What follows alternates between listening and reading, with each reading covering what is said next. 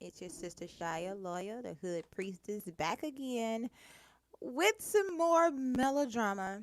Okay, so um, I want to continue talking about the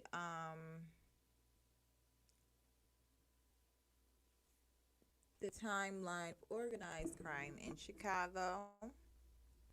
And we are also going to talk about some other weird to dos going on in the world. Excuse me if you hear me smacking a little bit. I'm a all day snacker. I don't eat meat, so I'm constantly chewing on something. Let me get my screens together here.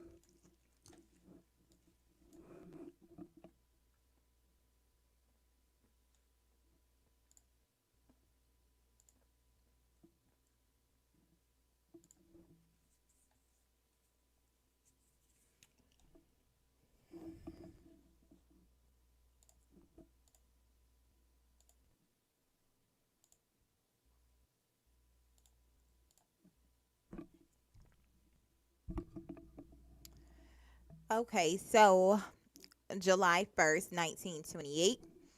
We have the New York City gangster Frankie Yale was gunned down in New York City by alleged Capone mob members after Yale had tried to take over Chicago's Union Siciliana by backing Capone opponent Joe Aiello, who was also backed by Chicago's North Side Gang. A second reason Yale was killed may have been that Capone found out that Yale was stealing Capone's liquor shipments and then selling them back to him. July 25th, 1928, ILO gang member Salvatore Canale was killed outside his home in Chicago. September 7th, 1928, Capone's former consigliere and Union Sicilian president Antonio Lombardo was gunned down during a busy Chicago rush hour where North State Street divides Madison Street between East and West, apparently by the Aiellos.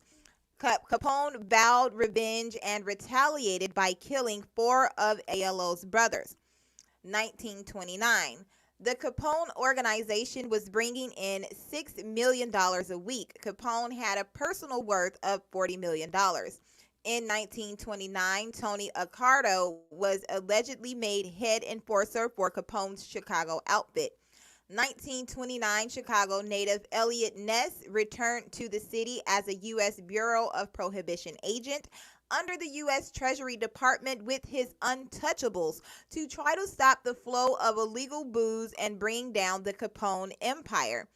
January 8th, 1929, Union Sicilian leader Pascal Patsy Lolordo was killed in his apartment, supposedly by Joe Aiello and members of Moran's North Side Gang.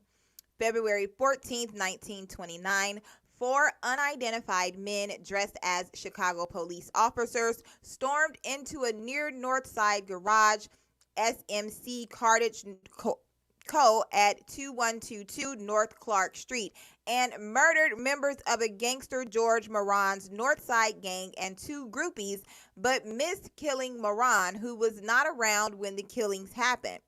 Known as the St. Valentine's Day Massacre, the attack effectively ended the 5 year gang war between Al Capone and the Northside Gang, which had presumably started some years before.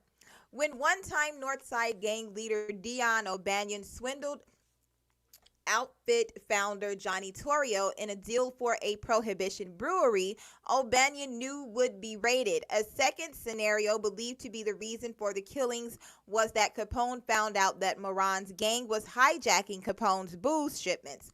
So a phony shipment was set up to lure Moran's gang to its demise. Moran and gangster Joey Aiello went into hiding after the killings. At the time of the murders, Capone was vacationing at his Palm Island, Florida compound. Nobody was charged with this massacre, but seemingly everyone known to be allied with the gang in the U.S. in the late 1920s has been broached as a suspect in the Chicago gangster crime biographies written through the decades since the bloodbath. However, since the killings, it has been found that ballistics, that one of the guns involved in the massacre was also involved in two other killings, that of a Michigan policeman and a New York City gangster, Frankie Yale. The gun was traced to Capone man Fred Killer Burke. March 1929, in the wake of the St. Valentine's Day Massacre, Chicago Daily News publisher Frank Knox and Chicago Crime Commission Director Frank J. Loesch pleaded with President Herbert Hoover for federal intervention in Chicago's gang wars.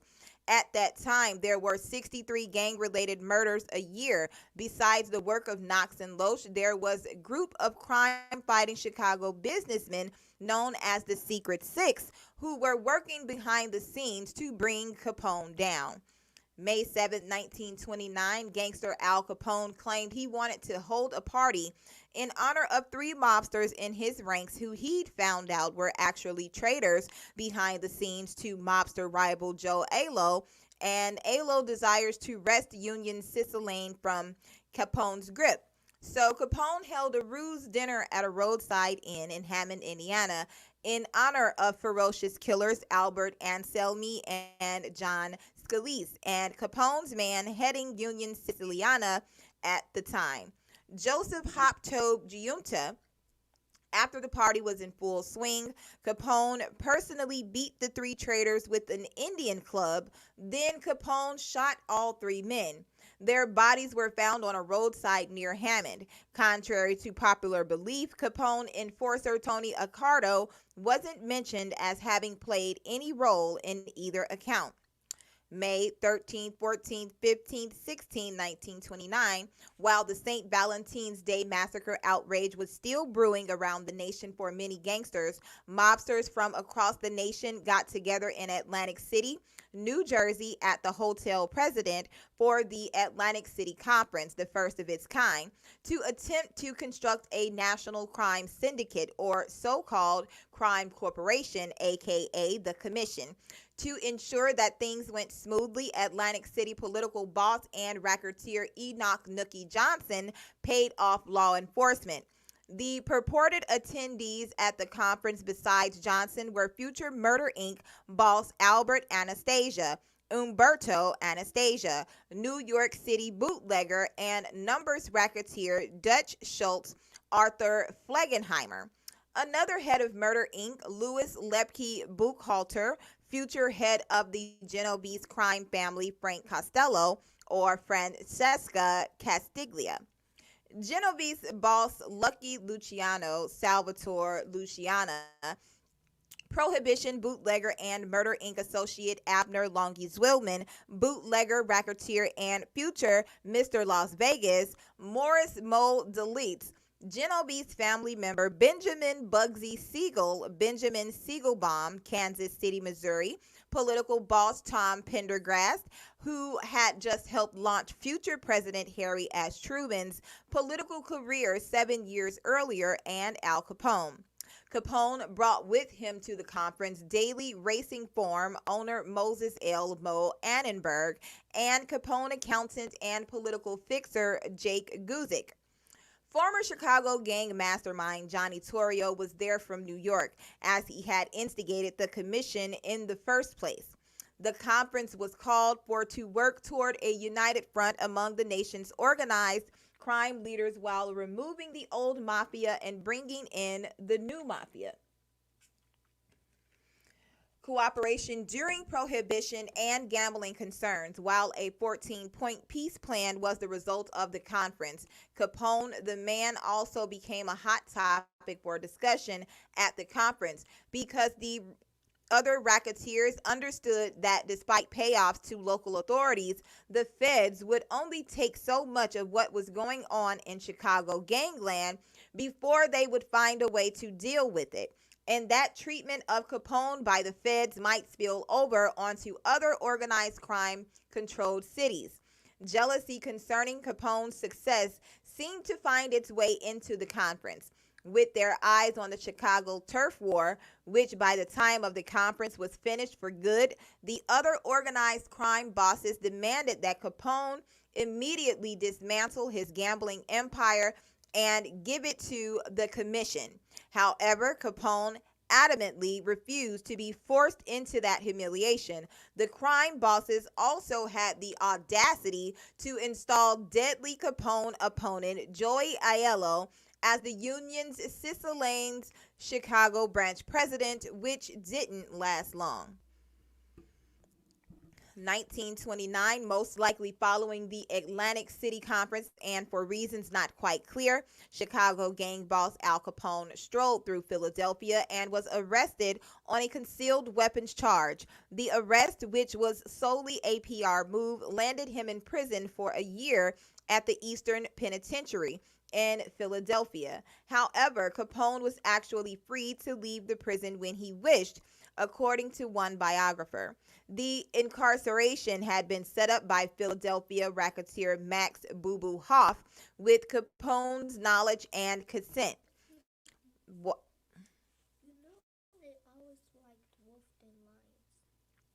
While incarcerated in prison, Capone had a number of comforts, including use of the warden's office phone. Capone allegedly tipped the arresting policeman $20,000. May 29, 1929, Thomas McElligott of the West Side O'Donnells was killed in a Chicago Loop saloon. 1930s. Rival gangs threw dynamite into the others' cabs in what became Chicago's taxi wars. By this year, President Herbert Hoover's work on behalf of Chicago's Al Capone problem began to get legs. A Washington, D.C. special prosecutor, Dwight H. Green, was dispatched to Chicago to send Chicago gangsters to prison, specifically Al Capone. Any government ammunition Green needed to bring down Capone was at Green's disposal, as long as he could prove the need. However, Capone was not ignorant of the growing groundswell of sentiment against him across the nation, even that his deeds had reached the feds' ears, who he knew had started to make plans of their own against him by motivating men such as Frank J. Wilson, a U.S. Secret Service agent, and Elmer Irie, the Internal Revenue Service head. So Capone sent some of his legal team to the nation's capital to put in the fix by spreading Capone's wealth around in the tens of thousands of dollars at least. Yet, while the money was taken, it bought Capone no influences at all in Washington, D.C. To wit, the investigation into Chicago gangsterism also brought charges and convictions for tax evasion against Capone underlings Frank Nitti, Francesco Nitto, who was sentenced to 18 months in prison and a $10,000 fine, and Capone's brother Ralph, Raphael Capone Sr., who got 3 years in Leavenworth Federal Penitentiary and a $10,000 fine.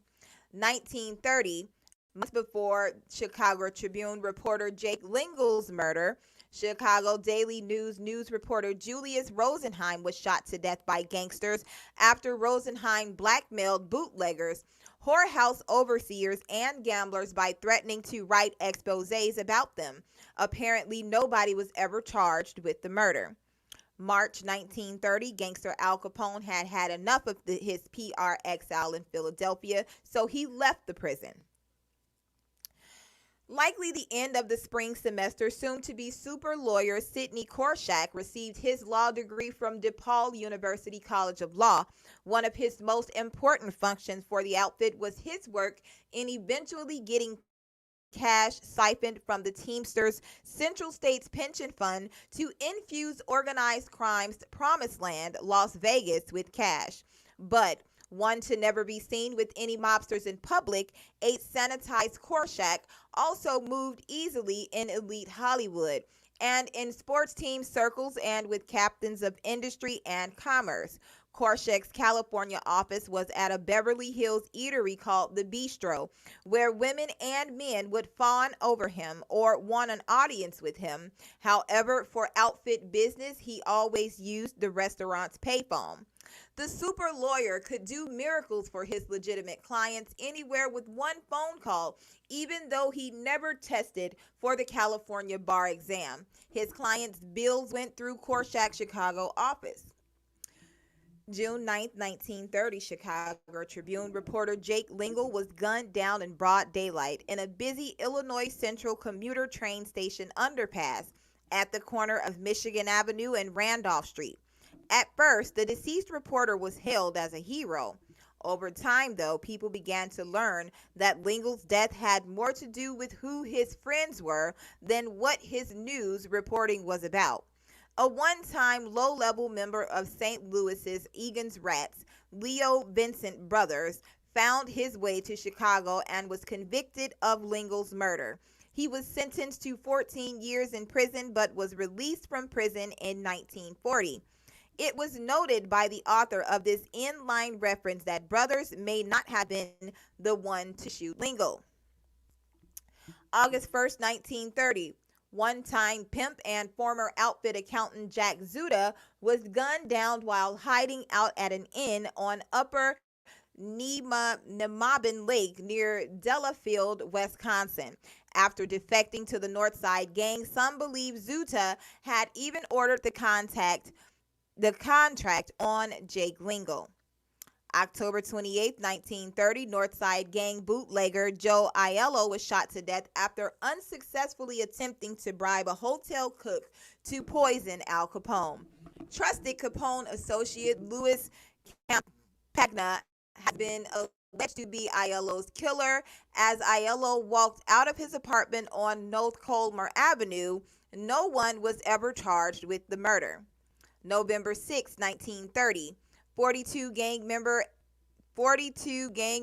at the time, I guess he was 42, at the time, and soon to be outfit rising star Sam Teets Battaglia and two other thugs executed a brazenly stunning armed jewelry robbery on the then mayor of Chicago's wife, Mary Walker Maisie Thompson, as she walked into her apartment. The crooks ran off with $15,000 in Thompson's jewelry and also with the gun and badge of Thompson's chauffeur cop. Battaglia was never identified by witnesses of the crime. 1931, William Hale Big Bill Thompson was defeated for mayor of Chicago by Anton Cermak.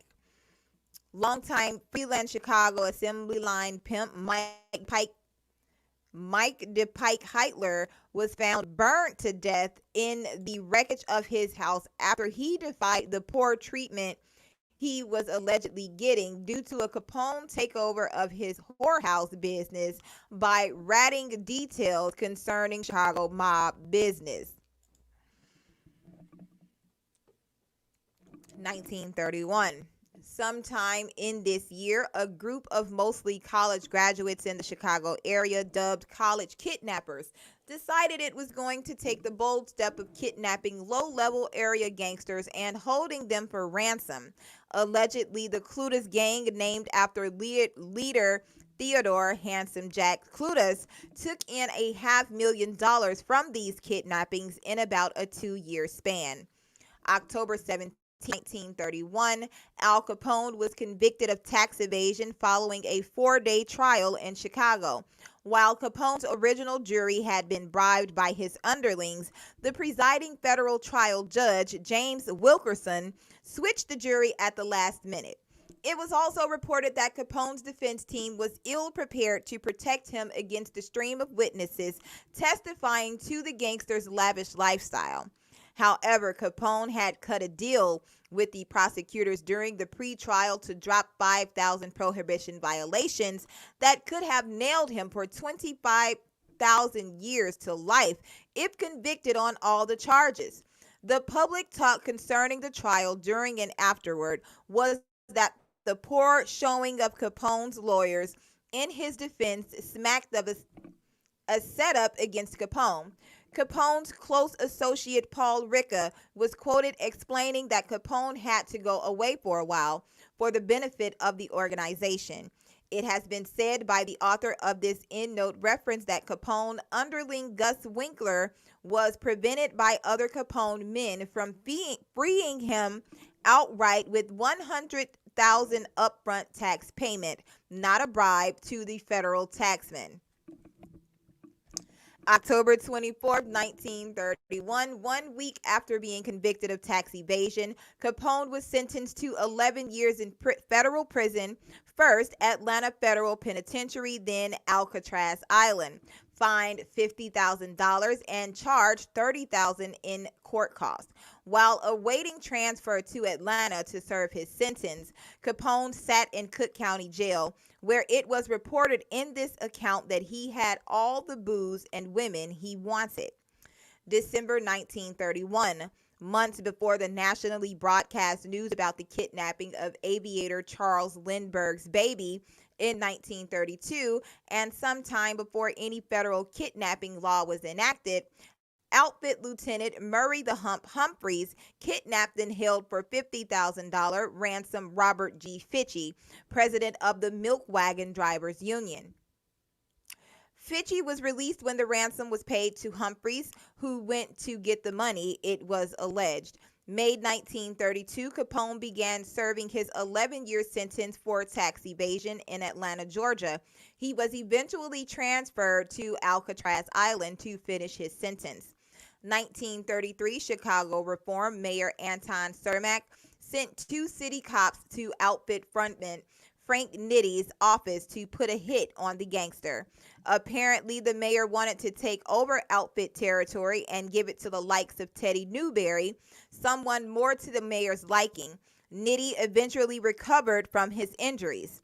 1933 early, Theodore Handsome Jack Clutas was machine gunned to death by cops after one of his gang turned on Clutas, ending the gang's kidnapping spree. 1933, Des Plaines, Illinois, gangster Roger Toohey was arrested by the FBI and eventually sentenced to 100 years in prison for kidnapping a Capone associate, con man Jake Factor. The kidnapping has been widely seen as a frame-up by the outfit to take over Toohey's rackets. Allegedly, after Toohey's conviction, outfit mobsters flooded into Des Plaines.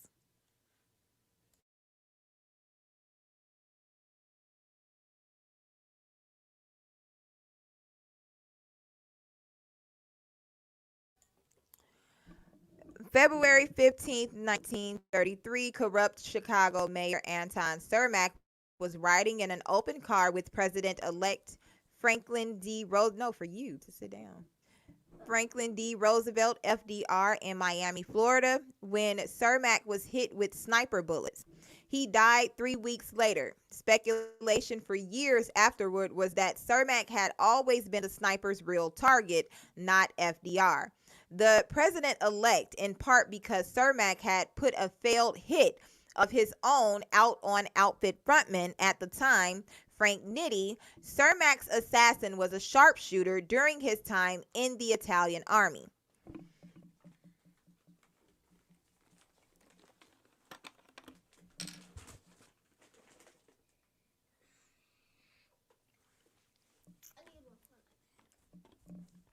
December 5th, 1933, prohibition legally came to an end with the signing into law of the U.S. Constitution's 21st Amendment by President Franklin D. Roosevelt. It was time for organized crime across America to find a new money-making racket. 1934, colorfully versed mob girlfriend and mob courier Virginia Hill came to Chicago to be a coochie dancer at the 1933 through 34 World Fair. She eventually became more than arm candy for some of the top brass in the outfit, still Chicago, before she moved on to others and eventually to Genovan's family mobster Benjamin Bugsy Siegel. First, she met mob tax expert and top Chicago bookie Joe Epstein, who was smitten with Hill throughout his life, even after they broke up. Then she was seen with the Fischetti brothers, Charles, Rocco, and Joseph, Murray Humphreys, Frank Nitti, and Tony Accardo, who is believed to always have been faithful to his one wife. 1934, outfit member Tony Accardo married his fiancée and former showgirl, Clarice Porter. Within a short time after the marriage, Accardo became a capo who oversaw outfit gambling. June 13, 1934, the Copeland Act. federal anti-racketeering legislation was signed into law by President Franklin D. Roosevelt. February 4th, 1935, Thomas Malloy, president of Local 110 of the Motion Picture Operators Union, was killed by multiple gun blasts from a pair of gunmen while Malloy drove down Outer Lakeshore Drive near the former site of Chicago's 1933 through 34 World's Fair. FBI agent William F. Romer believed the gunmen were Tony Accardo and Gus Alex, with Frank Strongy Ferraro going along to help out. February 15, 1936, once a top outfit player, Jack McGurn, was gunned down by 3 unknown assailants at Kafora Bowling and Billiards Parlor, 805 North Milwaukee Avenue. Members and associates of the outfit are the leading suspects in the murder. Nobody was ever charged. November 11, 1938, former First Ward Alderman and Levee Lord John Coughlin died on this date at age 78. January 1939, once feared and respected mob leader Al Capone was transferred from Alcatraz Island to the Federal Correctional Institution on Terminal Island near Los Angeles, California, because of deteriorating health due to an advanced case of syphilis. What is an advanced case of syphilis? We'll touch on it later. So, November 8, 1939, Chicago attorney Edward O'Hare was shot to death by 2 unknown gunmen who drove alongside his car while O'Hare drove down Ogden Avenue. Apparently, O'Hare double-dealt the outfit by managing some of its affairs and also by feeding information about the outfit to authorities for years. O'Hare's son, Edward Henry Butch O'Hare, who became the Navy's first flying ace and a Medal of Honor recipient in World War II, became the namesake for Chicago's O'Hare Airport sometime after his father's death and during the initial airport building stages in late 1943 or early 1944. The name proposal was suggested by Chicago Tribune publisher Colonel Robert R. McCormick, who had been part of the Illinois National Guard, which served a tour of duty in Europe beginning in 1917 during World War I.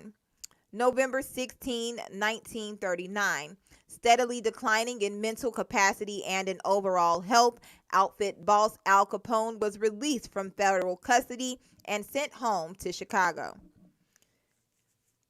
1940s, the Latin Kings criminal organization was formed in Chicago.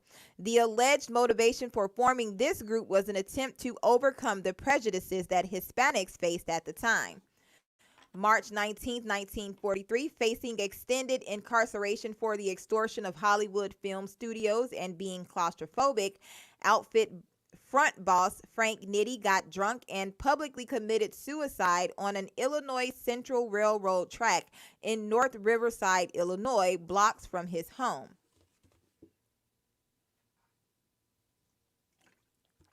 1943, the court in the Hollywood extortion trial found 8 men associated with the outfit: Paul Ricca, Louis Campagna, Philip DeAndrea, Frank Diamond, Maritote, Charles Geo, Johnny Rosselli, and a New Jersey Union boss, Louis Kaufman, guilty of conspiracy and extortion. They were all then sentenced to 10 years in Leavenworth Penitentiary. Though he was charged with these crimes, Frank Nitti was exempted from sentencing because he'd committed suicide. Having steadily risen in the outfit ranks, Tony Accardo became acting outfit boss while Ricca was away in prison, with some claiming Murray Humphreys was co-boss with Accardo during that time. 1943, Paul the Waiter Ricca met Mad Sam DeStefano in Leavenworth Penitentiary and must have told him to look up the outfit boss when DeStefano got out. August 3rd, 1944, Lawrence Mangano, a mobster who oversaw outfit interest on the Near West Side, was gunned down at Blue Island Avenue and Taylor Street, along with his bodyguard, Big Mike Pantillo, during a night of Mangano's partying with a lady friend after the Mangano car stopped because the partiers realized they had been followed for some distance that night. There were at least 200 shotgun pellets in Mangano's body after being shot when he got out of the car to see what the problem was. Pantillo was shot when he tried to pull Mangano out of harm's way. The murders have never been solved. However, it's been suggested that Mangano's death made for an easier ascension and transition to power for new top outfit boss Tony Accardo. August 23rd, 1945, Capone-era prolific outfit bomber James "Jimmy the Bomber" Bell Castro died of heart disease. September 1946, gangster James M. Reagan died of mercury poison, which followed Reagan being shot at with a hail of bullets and landing in the hospital the previous month after the Chicago outfit gave Reagan a chance to have his race wire business bought out by the mob. Nobody was ever charged with the murder. October 9th, 1946, former First Ward Alderman and Levee Lord Michael Kenna died from heart problems and diabetes at age 89. December 22nd, 1946, during this week, the outfit sent a delegation of its top mobsters to the Havana Conference in Havana, Cuba, a historic organized crime conference for top mobsters from throughout the U.S. The decisions and policies decided at this conference applied to the American mafia infrastructure of all of the mafia families for decades thereafter. Acting outfit head Tony Accardo was there, as well as Capone cousins, the Fischetti brothers, Charles, Joseph, and Rocco. However, some of the outfit's top brass had to be excused because they were in Leavenworth Penitentiary. The 1946 conference was the last time the American Mafia's top boss of bosses, Charles Luciano, could have the full expression of his power mean something, because earlier in 1946 he'd been deported from America back to Italy, but got to the Cuba conference on a forged passport. It was during this conference it had been decided that Genovese mobster Benjamin Bugsy Siegel would be assassinated for allegedly skimming Flamingo building funds for his own purposes and allegedly for being a terrible businessman in overseeing the casino's construction. According to this source, singer and Hoboken, New Jersey native Frank Sinatra was allegedly the conference's entertainment.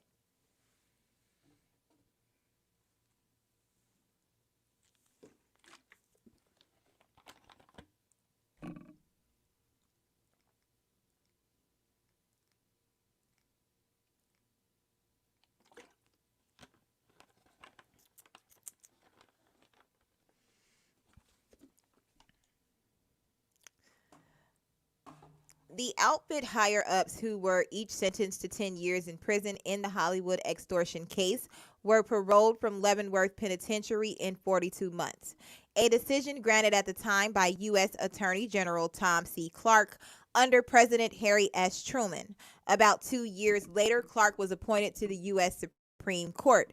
One condition of Paul Ricca's release from prison by the court was that he was banished from ever associating with the criminal element, or he was to then face serving the rest of his prison sentence, which, depending on what the reader believes, there were enough corrupt cops and prosecutors in Chicago to shield Ricca from even one appearance before a local judge for the rest of Ricca's life. January 25th, 1947, one-time head of the Chicago's outfit, Al Capone, died at his Palm Island, Florida compound of an advanced case of syphilis. June 20th, 1947, following the murder of Genovese family mobster Bugsy Siegel, which happened on this date, his girlfriend, mob courier Virginia Hill, was told by outfit taxman Joe Epstein she had to return any money Siegel stole from his bosses during his building of the Flamingo in Las Vegas. She did. All right, let's check out the history of syphilis really quick. So the name syphilis was coined by the Italian physician and poet Girolamo. This is a medical illustration attributed to Albrecht Dürer, 1496, depicting a person with syphilis. Here, the disease is believed to have astrological causes. So, astrology is a pseudoscience that claims to divine information about human affairs and to terrestrial events by studying the movements and relative positions of celestial objects. Astrology has been dated to at least the second millennium BCE and has its roots in calendrical systems used to predict seasons and etc. Okay, so the term was coined by the Italian physician and poet Girolamo Frac, Fracastoro in his pastoral noted poem written in Latin titled Syphilis Sive Morbus Gallicus, Latin for syphilis or the French disease, in 1530. The protagonist of the poem is a shepherd named Syphilis, perhaps a variant spelling of Sipylus, a character in Ovid's Metamorphoses. Syphilis is presented as the first man to contract the disease, sent by the god Apollo as punishment for the defiance that Syphilis and his followers had shown him. From this character, Fracastoro derived a new name for the disease, which he also used in his medical text, De Contagione et Contagiosis Morbis, on contagion and contagious diseases. Until that time, as Fracastoro notes, syphilis had been called the French disease in Italy, Malta, Poland, and Germany, and the Italian disease in France. In addition, the Dutch called it the Spanish disease, the Russians called it the Polish disease, and the Turks called it the Christian disease, or Frank Western European disease, Frenzy. These national names were generally reflective of contemporary political spite between nations and frequently served as a sort of propaganda. The Protestant Dutch, for example, fought and eventually won a war of independence against their Spanish Habsburg rulers who were Catholic, so referring to syphilis as the Spanish disease reinforced a politically useful perception that the Spanish were immoral or unworthy. However, the attributions are also suggestive of possible routes of the spread of the infection, at least as perceived by recipient populations. The inherent xenophobia of the terms also stemmed from the disease's particular epidemiology, often being spread by foreign sailors and soldiers during their frequent sexual contact with local prostitutes. During the 16th century, it was called great pox in order to distinguish it from smallpox. In its early stages, the great pox produced a rash similar to smallpox known as the variola. However, the name is misleading as smallpox was a far more deadly disease. The terms lues or lues venerea, Latin for venereal plague, and Cupid's disease have also been used to refer to syphilis. In Scotland, syphilis was referred to as the Grand Gore or Spanish pox. The ulcers suffered by British soldiers in Portugal were termed the Black Lion. Historical treatments. There were originally no effective treatments for syphilis, although a number of remedies were tried. In the infant stages of this disease in Europe, many ineffective and dangerous treatments were used. The aim of treatment was to expel the foreign disease-causing substance from the body. So methods included bloodletting, laxative use, and baths in wine and herbs or olive oil. Mercury was a common, long-standing treatment for syphilis, as its use as such has been suggested to date back to the Canon of Medicine, 1025, by the Persian physician Ibn Sina, Avicenna. Although this is only possible if syphilis existed in the Old World prior to Columbus. One of the first supporters of mercury treatment was Paracelsus because it had positive effects on the Arabic treatment of leprosy, which was thought to be a disease related to syphilis.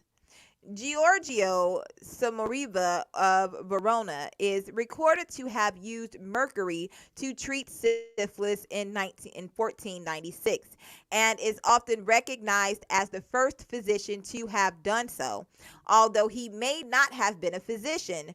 During the 16th century, mercury was administered to syphilitic patients in various ways, including by rubbing it on the skin, by applying a plaster, and by mouth. A fumigation method of administering mercury was also used, in which mercury was vaporized over a fire and the patients were exposed to the resulting steam, either by being placed in a bottomless seat over the hot coals or by having their entire bodies except for the head enclosed in a box called a tabernacle that received the steam. The goal of mercury treatment was to cause the patient to salivate, which was thought to expel the disease. Unpleasant side effects of mercury treatment included gum ulcers and loose teeth. Mercury continued to be used in syphilis treatment for centuries. An 1869 article by Thomas James Walker, MD, discussed administering mercury by injection for this purpose. Guaiacum was a popular treatment in the 16th century and was strongly advocated by Ulrich von Hutten and others. Because guaiacum came from Hispaniola, where Columbus had landed, proponents of the Columbian theory contended that God had provided a cure in the same location from which the disease originated. In 1525, the Spanish priest Francisco Delicado, who himself suffered from syphilis, wrote El modo de adoprar el legno de India Occidental, How to Use the Wood from the West Indies, discussing the use of guaiacum for treatment of syphilis. Although guaiacum did not have the unpleasant side effects of mercury, guaiacum was not particularly effective, at least not beyond the short term, and mercury was thought to be more effective. Some physicians continued to use both mercury and guaiacum on patients. After 1522, the Blatterhouse, an Augsburg municipal hospital for the syphilitic poor, would administer guaiacum as a hot drink, followed by a sweating cure as the first treatment, and use mercury as the treatment of last resort. Another 16th century treatment advocated by the Italian physician Antonio Musa Brassavola was the oral administration of root of China, a form of sarsaparilla smilix in the 17th century. English physician and herbalist Nicholas Culpeper recommended the use of heart's-ease wild pansy. Before effective treatments were available, syphilis could sometimes be disfiguring in the long term, leading to defects of the face and nose or nasal collapse. Syphilis was a stigmatized disease due to its sexually transmissible nature. Such defects marked the person as a social pariah and a symbol of sexual deviancy. Artificial noses were sometimes used to improve this appearance. The pioneering work of the facial surgeon Gasparo Tagliacozzi in the 16th century marked one of the earliest attempts to surgically reconstruct nose defects. Before the invention of the free flap, the terms free flap, free autologous tissue transfer, and microvascular free tissue transfer are synonymous terms used to describe the transplantation of tissue from one site of the body to another in order to reconstruct an existing defect. Only local tissue adjacent to the defect could be harvested for use, as the blood supply was a vital determining factor in the survival of the flap. Tagliacozi's technique was to harvest tissue from the arm without removing its pedicle from the blood supply on the arm. The patient would have to stay with their arm strapped to their face until new blood vessels grew at the recipient site, and the flap could finally be separated from the arm during a second procedure.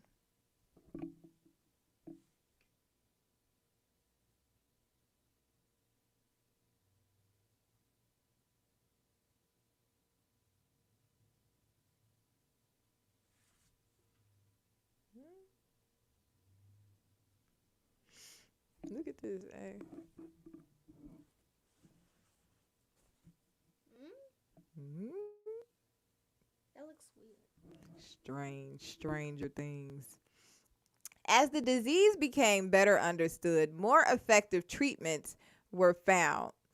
An antimicrobial used for treating disease was the organoarsenical drug salvarsan, developed in 1908 by Sahachiro Hatta in the laboratory of Nobel Prize winner Paul Ehrlich. This group later discovered the related arsenic neosalvarsan, which is less toxic. It was observed that sometimes patients who developed high fevers were cured of syphilis. Thus, for a brief time, malaria was used as treatment. What? Was used as treatment for tertiary syphilis because it produced prolonged and high fevers, a form of pyrotherapy. This was considered an acceptable risk because the malaria could later be treated with quinine, which was available at that time. Malaria as a treatment for syphilis was usually reserved for late disease, especially neurosyphilis, and then followed by either salvarsan or neosalvarsan as adjuvant therapy. This discovery was championed by Julius Wagner Jauregg, who won the 1927 Nobel Prize for Medicine for his discovery of the therapeutic value of malaria inoculation in the treatment of neurosyphilis. Later, hypothermal cabinets, sweat boxes, were used for the same purpose. These treatments were finally rendered obsolete by the discovery of penicillin and its widespread manufacture after World War II allowed syphilis to be effectively and reliably cured.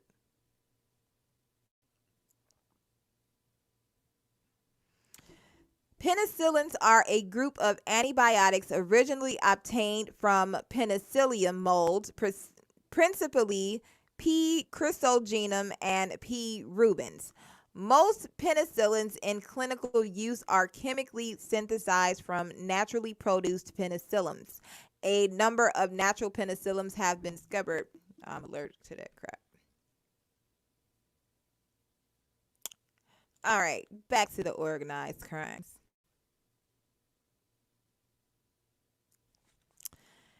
1950s.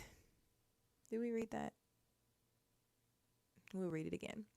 April 6, 1950, after failing to keep his promise to use $200,000 of borrowed mob money, mostly from the Chicago outfit, to get newly elected Missouri Governor Forrest Smith to open up Kansas City and St. Louis to mob interest or to even pay the money back, Kansas City mob boss Charles Benaggio and his top enforcer Charles Gargata were found shot to death, each man having 4 bullet holes in his skull showing a dice pattern, a way to murder a victim that is considered by law enforcement a mob hit.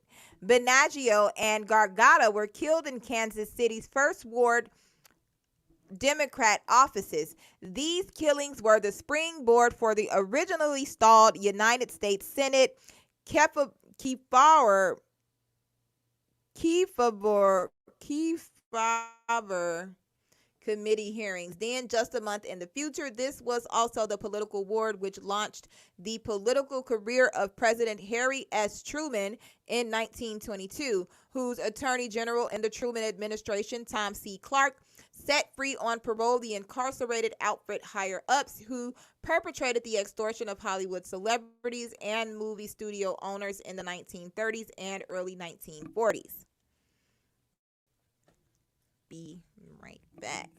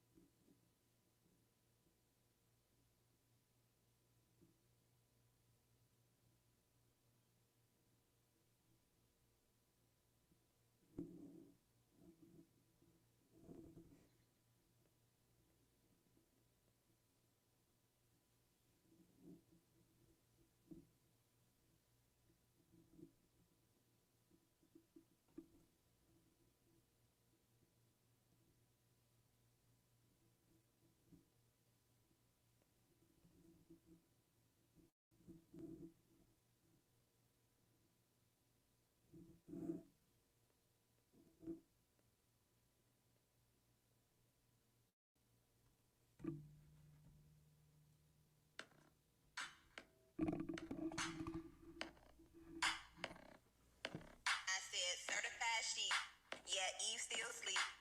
Thinking caps on, cause this sister go deep. Yeah, yeah, yeah, yeah. Yeah, you dealing with a vet, no rookie. Keep my sisters in the clutch, and we ain't no goofies. We the people of the book, and our hat is woody. Shebrew baby, yeah, we go hard. Wanna see him, better be on guard. The most high is in the place, and it's rap. You won't escape. We do not die, we multiply. And our Father, he's just on high. Precepts we keep him, we do not lie. The kingdom is coming, and we gon' rise. I'm with my brothers, keep hope alive. Stay with the word, just like a scribe. I want you to keep your spirit in check. Don't you believe Satan's lies. We are esteemed, we keep it clean. Up in the mountains, all the high in the steam. Don't eat meat, we Nazarene. And let me tell you, I'm the daughter of a king. Follow me, follow tree, check my autonomy. Quick in the spirit, no, you can never get to me. Pappy could have put it, it's not sponsored by me. I cut down Satan for a let a demon get at me. I'm that sis, keep a Bible in my grip, having sex for a car when your baby homesick. Just like my father, no, I never ever change. Keep my sisters with me, all white, everything. I get your Bible and your code, going narrow the two.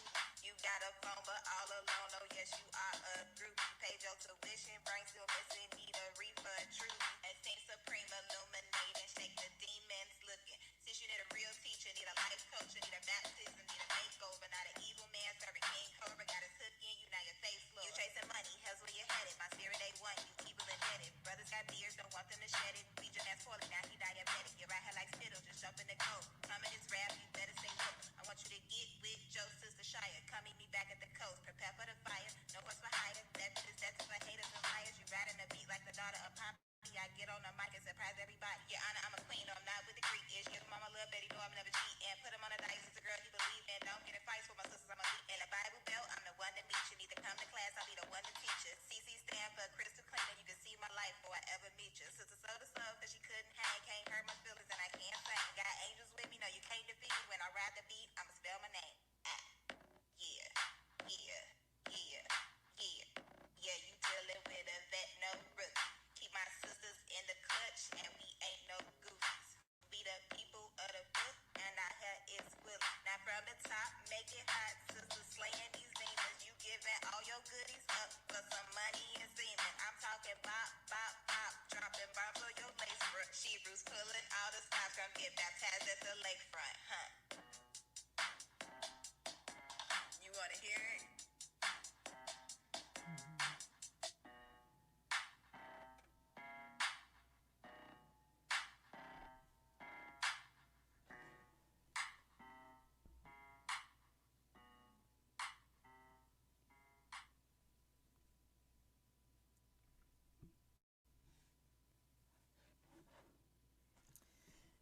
All right, I'm back. Now, where were we?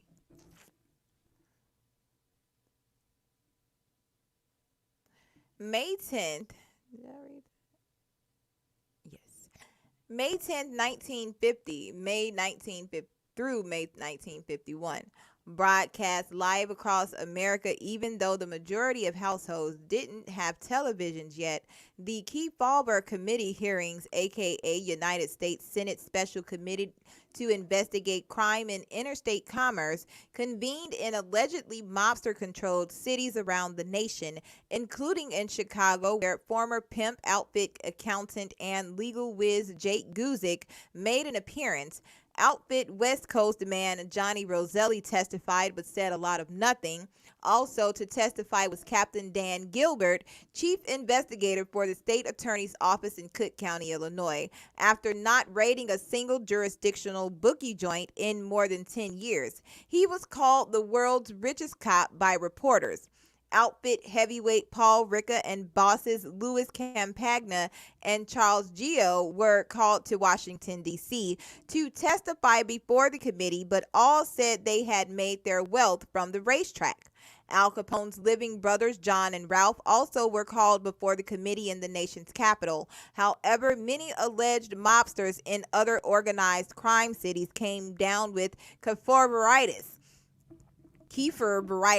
whatever that is, spontaneous ailments which wouldn't allow the alleged mobsters to testify before the committee at any location it called them to. September 19, 1950, outfit Florida man Harry the Muscle Russell, with the help of Murray the Camel Humphreys, set a federal precedent in testifying before the Kefauver Committee when Russell was the first person in American history to invoke the Fifth, the right not to incriminate oneself while sitting before any congressional committee. September 25th, 1950, fired former Chicago police detective Wilman Drury was murdered in his garage. At the time, he was investigating the life and activities of outfit super lawyer Sidney Korshak for the Kefauver Committee hearings. Apparently, nobody was charged in the killing. January 1951, secret outfit boss Tony Accardo followed up Harry Russell's Kefauver Committee precedent by invoking the Fifth 140 times in Washington, D.C. Outfit boss Joseph Appa stopped saying anything to the committee and only chewed his gum. Both Accardo and Appa were cited for contempt of Congress, but neither citation was upheld in federal court. March 15, 1951, mob girlfriend and secret mob courier Virginia Hill was called to testify before the Kefauver Committee for one, because the committee knew that the outfit had given Hill a ton of money for unknown reasons, while the verbally incendiary, verbally expletive-laden Hill didn't give up any information of value. She did put on quite a show for committeemen and reporters alike. The committee was aware of Hill's antics beforehand and had her sit down with it in a pre-committee closed-door session, as was warranted. May 28, 1951, outfit Lieutenant Murray Humphreys, who schooled other outfit mobsters in the art of keeping quiet before Congress, had a contentious session with the congressman while being asked personal questions about his life and family. He was cited for contempt of Congress, but the citation wasn't upheld in federal court. In 1952, the IRS forced Murray Humphreys to pay taxes on the ransom money he'd received for the 1931 kidnapping Robert G. Fitchie, president of the Milk Wagon Drivers Union. Humphreys paid $25,000 in taxes on that money. August 18, 1954, having weathered federal prison for participating in the Hollywood's extortion scandal in the 1940s, outfit Lieutenant Charles Geo was murdered while driving on a Chicago street. Geo's mobster associate passenger Jaime Wiseman escaped being murdered by fleeing the car. Mob underlings who worked for outfit-connected labor leader Joey Glimco have been suspected of carrying out the assassination, but nobody was ever charged with the murder. 1955. On order from soon-to-be outfit front boss Sam Giancana, outfit loan shark and nut job Sam DiStefano killed his low-level mobster and drug-addicted brother Michael. When DiStefano was questioned about the killing, he laughed uncontrollably. So while an untold number of connected guys may have put mob-associated blood relatives to sleep throughout the decades, just as part of their job descriptions, there is evidence that Sam DiStefano was a devil worshiper. November 4th, 1955, extortionist, informer, and former pimp Willie Beoff William Nelson was blown to smithereens by a dynamite bomb blast from under his car after turning on the ignition at his Phoenix, Arizona home. He testified against his outfit friends more than a decade earlier for a lighter sentence in the Hollywood extortion case and was found at that later time supposedly by Outfit Las Vegas casino overseer and assassin Marshall Caifano, Marcello Giuseppe Caifano, to be working as the entertainment director at Gus Greenbaum's Riviera Hotel and Casino. Nobody was ever charged in the murder. In February 21st, 1956, one-time pimp turned Capone confidant, outfit legal whiz, and top accountant Jake Guzik died of a heart attack at his post at St. Hubert's Old English Grill on Federal Street. However, the mob brass did not want Guzik to be found dead in a gangster hangout, so they secreted his body to his home and told his wife to tell medical personnel Guzik died there. February 21st, 1956. After the death of the outfit's highly esteemed Jake Guzik, outfit Lieutenant Murray Humphreys became the Chicago mob's chief political fixer. 1957, outfit consigliere Paul Ricca was ordered by a court to be stripped of his U.S. citizenship and then ordered deported back to Italy. But in the midst of Ricca's legal team's maneuvering, court appeals, and bid to tell the truth about the mobster, neither Italy nor any other country applied to would take him. 1957, early. Tony Accardo retired from the day-to-day leadership of the Chicago outfit and appointed Sam Giancana to oversee these operations of the crime syndicate. However, Accardo remained a presence in the organization, serving in an advisory capacity as consigliere on all major outfit businesses and associations. February 25th, 1957, one-time Prohibition bootlegger and Al Capone nemesis George Moran died of cancer in Leavenworth Federal Penitentiary after being sentenced to 10 years in prison for bank robbery. He had just completed a previous 10-year sentence for another robbery. Moran was buried in a wooden casket outside the prison. April 16th, 1957, Foundation outfit leader Johnny Torrio died of a heart attack while in a barber chair in Brooklyn, New York. November 14, 1957, an aborted mafia conference took place in Appalachian, New York, after state police and federal investigators showed up at the home of Genovese's family member Joseph the Barber Barbara Sr. According to these sources, some label Barbara as only a businessman with friends in organized crime. Unannounced. 58 high-level mob members from various parts of the country were detained by the police. Outfit consigliere Tony Accardo and newly elevated outfit front boss Sam Giancana reportedly at the conference were not among those detained. They had gotten away unnoticed. Yet, any charges filed against any conference members were not related to the conference itself, because it was simply a meeting. Conspicuous by their absences, Meyer Lansky, Frank Costello, Doc Stacher, Joseph Oystacher, the New Orleans mob representatives, and Charles Luciano, who was deported at the time, didn't attend the meeting.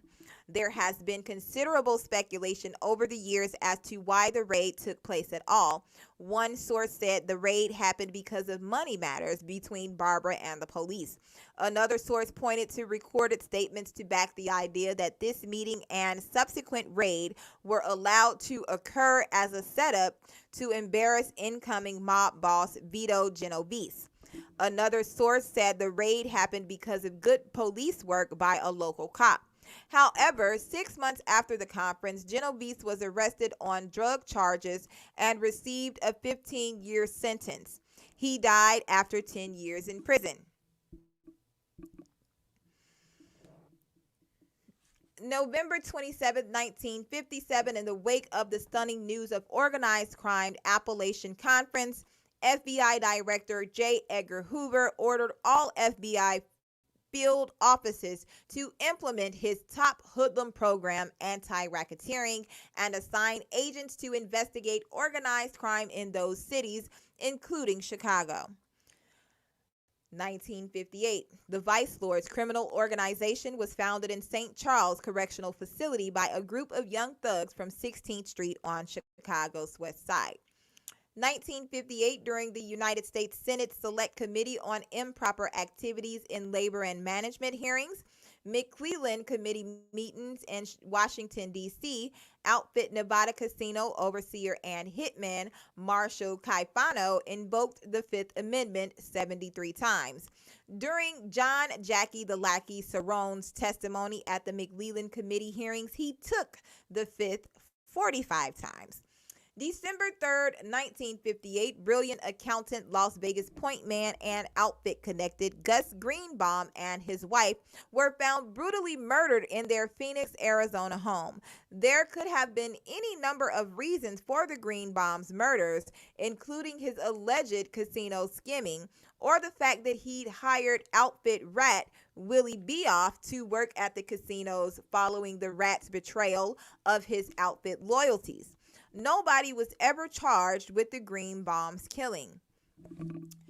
Mid-1959, actor, producer, and Desilu Productions owner Desi Arnaz had a mob contract put on his life by the outfit for creating and producing the very less than accurate cult television hit The Untouchables, which incited Italians across the nation at the time. Arnaz even refused to back down from the project when he got a call from Al Capone's son, Sonny, Arnaz's childhood classmate and one-time best friend. The contract was apparently stopped when Al Capone's wife, May, dissented to the hit, and after singer Frank Sinatra sent in to talk Arnaz out of the project, got $1 million deal to produce whatever movie he wanted at Desilu. July 1st, 1959, outfit heavyweight Paul Ricca was sentenced to 10 years, reduced to 3 years at the federal prison in Terre Haute, Indiana, for tax evasion. He served 27 months. December 16, 1959, after spending 26 years of his 100-year sentence in prison for a kidnapping that was concluded by federal judge John H. Barnes not to be a kidnapping at all, but instead was a disappearing by con man Jake Factor, Des Plaines, Illinois, racketeer Roger Toohey was eventually released from prison 1 month before he was gunned down on the steps of his sister's house on this date. A $40,000 price was allegedly put on the hit for Toohey by outfit Lieutenant Murray Humphreys. Humphreys then awarded the contract to himself, but no evidence was found to link him to the murder.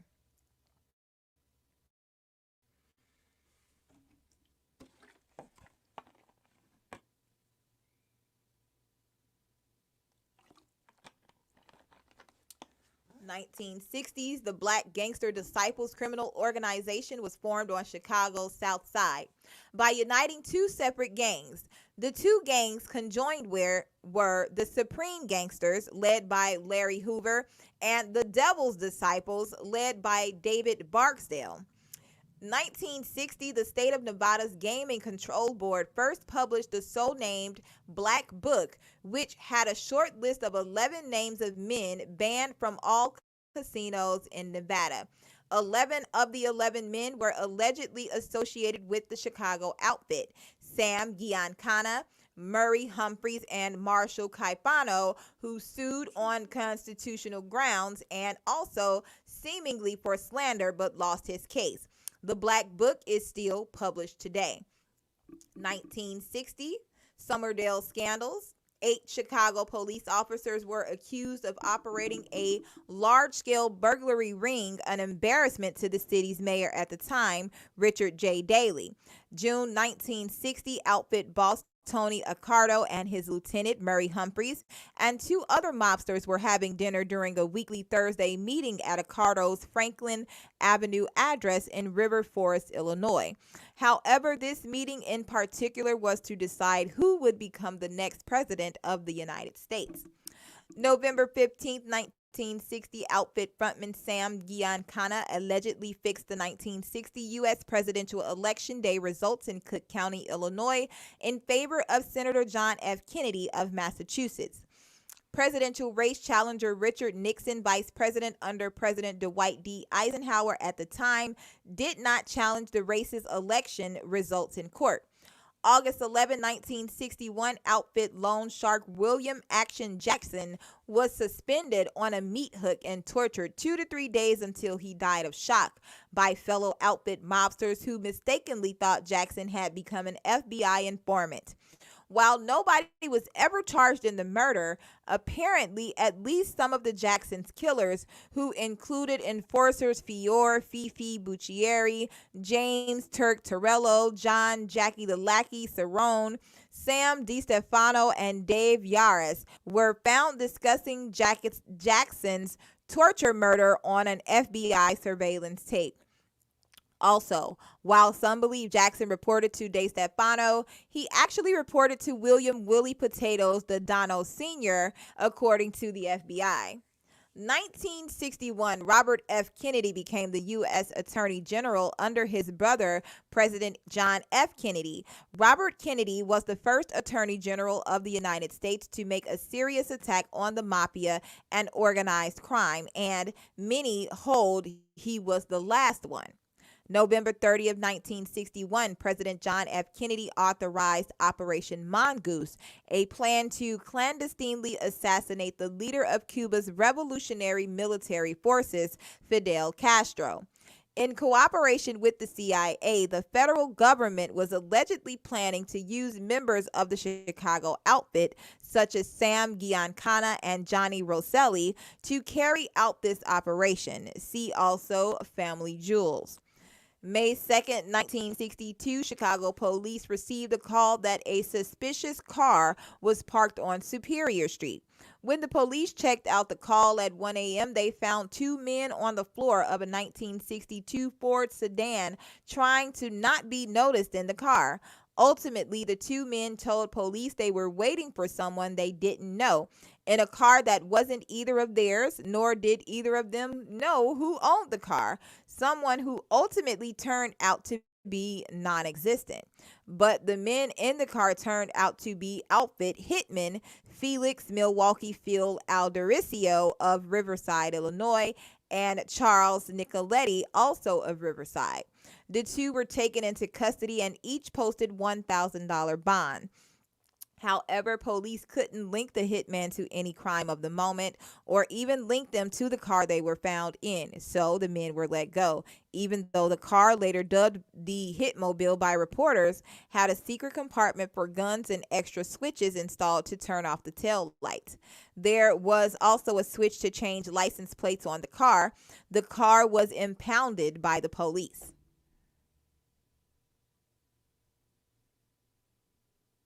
May 3rd, 1962, Chicago area burglar Jimmy Miraglia went missing. May 15th, 1962, the bodies of burglars Jimmy Miraglia and Billy McCarthy were found in the trunk of a car on West 55th Street. They were badly beaten and their throats were slit. At one point earlier, they had received juice loans from loan shark Sam DeStefano. They had also sometime before killed 3 people in a robbery attempt in a neighborhood called Off Limits by Outfit Brass. De Stefano, Tony Spilotro, Charles Nicoletti, Carlo Olandis, and Felix Aldericio were involved in murdering the two burglars, according to court testimony years later. It was also found out that McCarthy was tortured to find out the whereabouts of his partner, Miraglia. One of the tortures that McCarthy was subjected to was having his head put in a vice and having the vice tightened until he talked. But one of his eyes then popped out as the vice was tightening instead. However, McCarthy gave up Miraglia's whereabouts anyway. McCarthy was then killed, yet unlike the popular mob movie Casino, in which the vice torture was reenacted, this source is unsure which outfit torturer tightened the vice on burglar McCarthy. The torture deaths of these two men is known as the Eminem murders in the Chicago crime annals.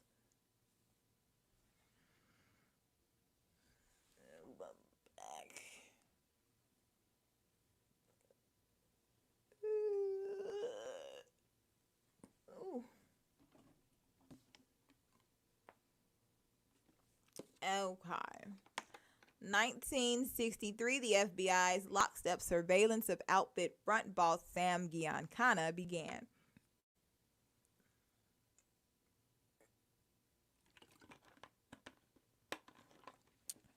November 22nd, 1963, President Kennedy was assassinated while being driven in a convertible while in a presidential motorcade in Dallas, Texas. It's been widely and hotly debated to this day whether the Chicago outfit had anything to do with supplying the gunmen who killed President Kennedy.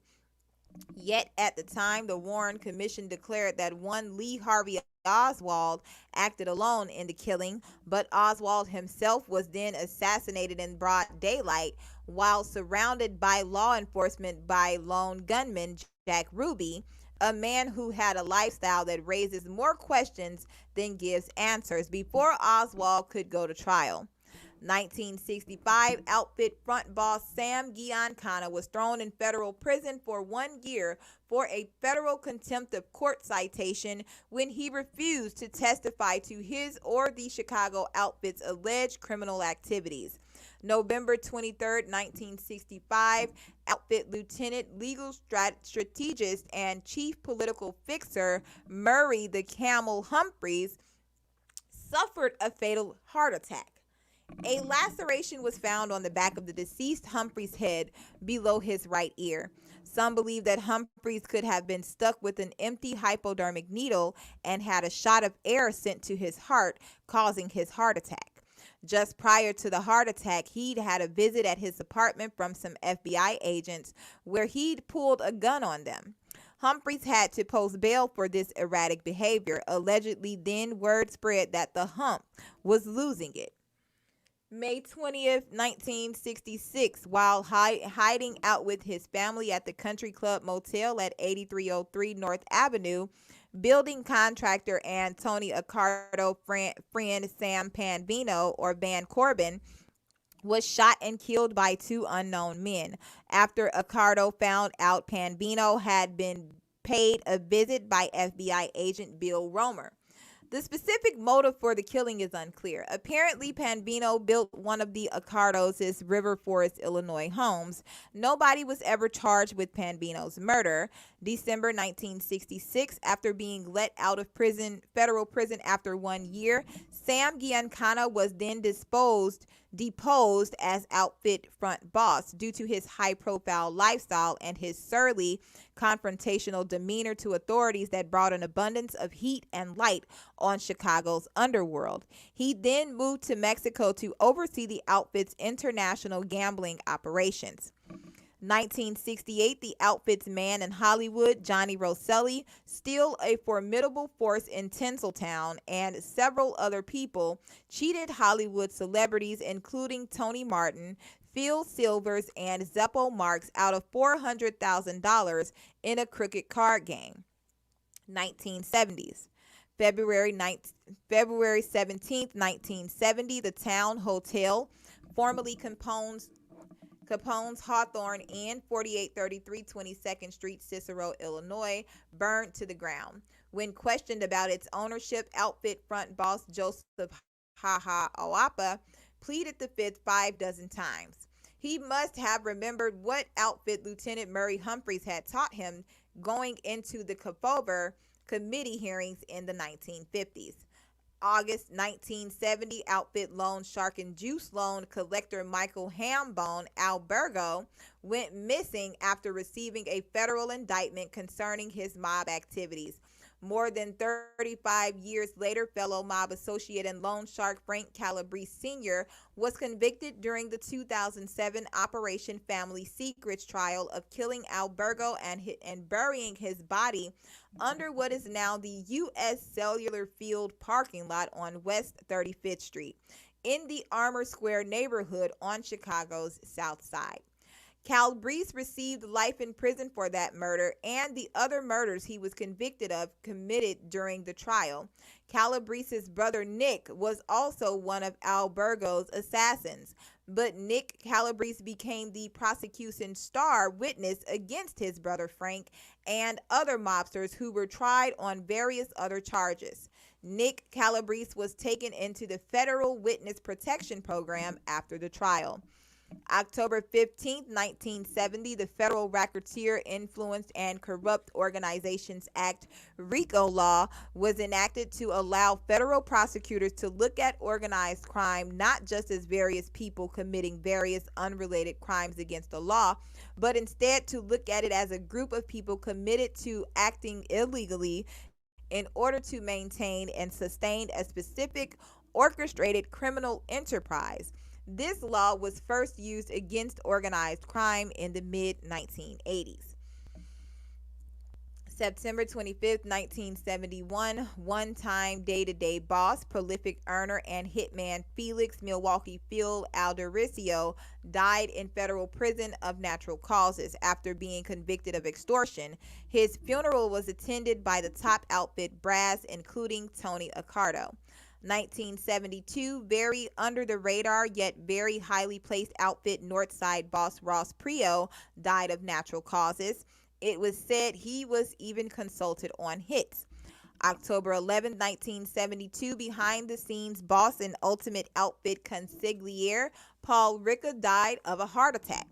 1973, outfit tough guy and frontman Sam Battaglia died in prison during a 15-year sentence after being convicted of extortion 6 years earlier. April 14, 1973, outfit loan shark Sam DeStefano was shotgunned to death in his garage, allegedly by his brother Mario and one-time Sam DeStefano protege Tony Spilotro. Nobody was charged in the murder.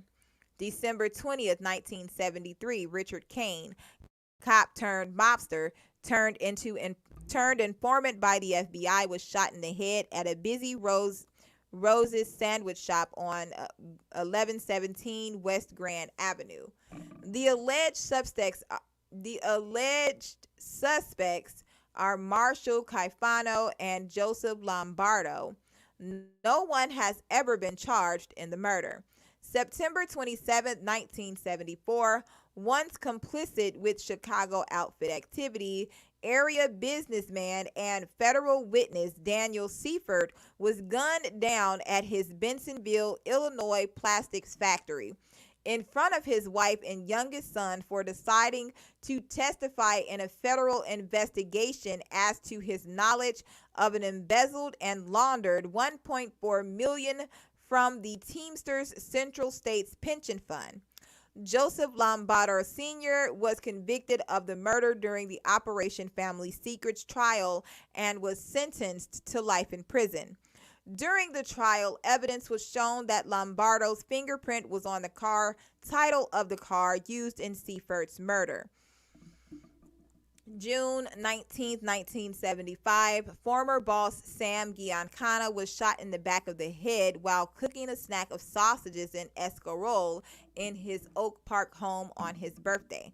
It has been debated whether it was the outfit or CIA that murdered Giancana. There has been speculation that alleged outfit associate Butch Blassie, Giancana's friend and one-time driver who visited him on the night of his death, was his killer, but nobody was ever charged in the murder.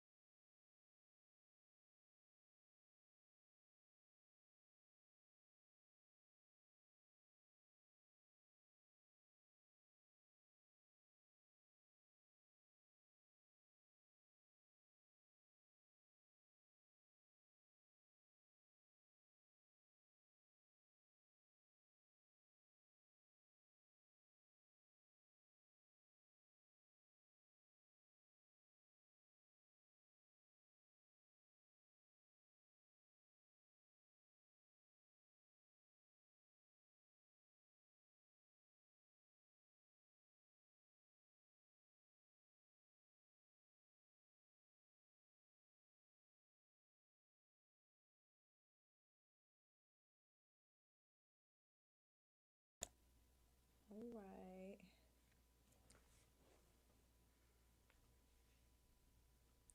You want to taste this?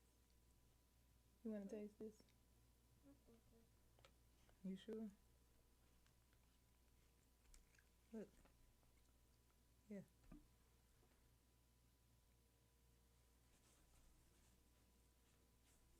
No, I don't. What are those? I do not think. You ain't never even had it. You ain't never had it.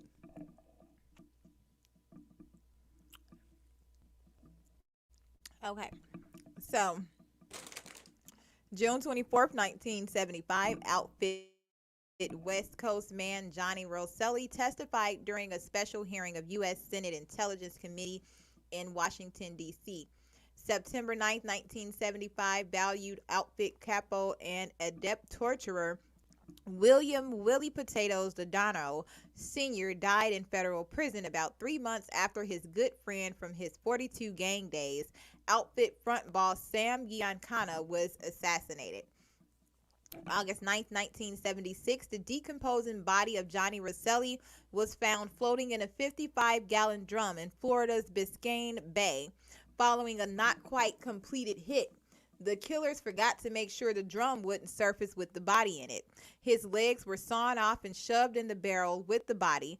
There had been speculation as to who killed Rosselli, including Santo Traficante Jr., the alleged Florida mafia boss at the time, who at least would have to give permission to Rosselli's body to be dumped in Florida.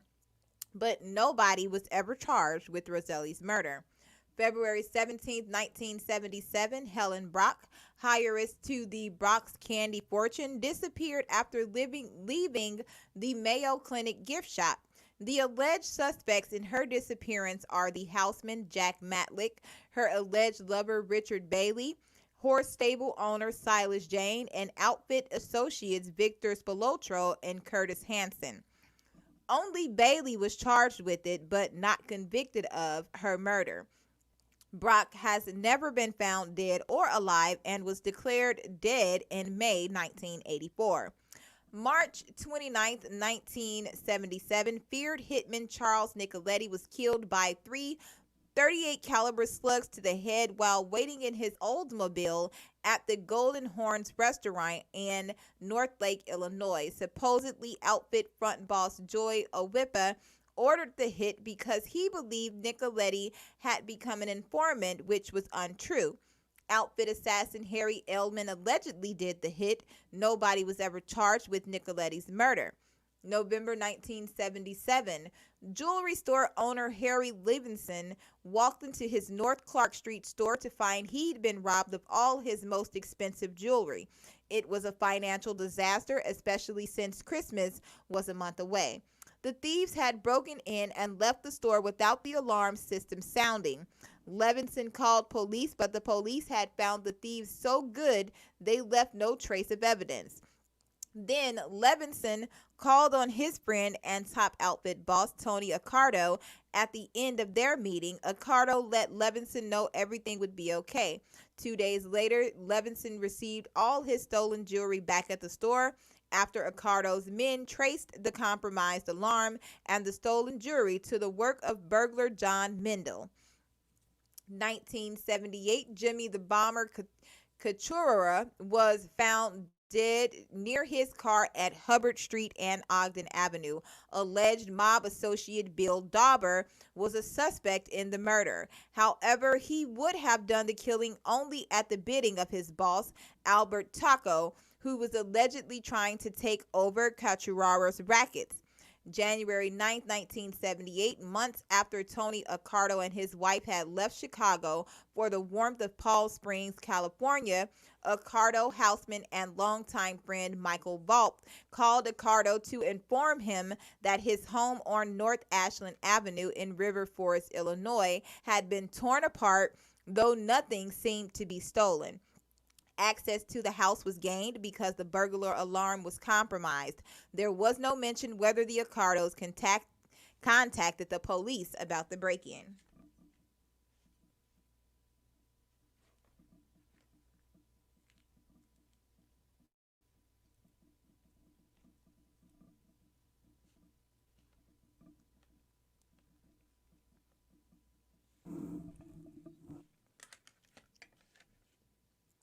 January 20th, 1978, the body of Bernie Ryan, part of John Mendel's burglary crew, was found in his 1976 Lincoln Continental in Stone Park, Illinois.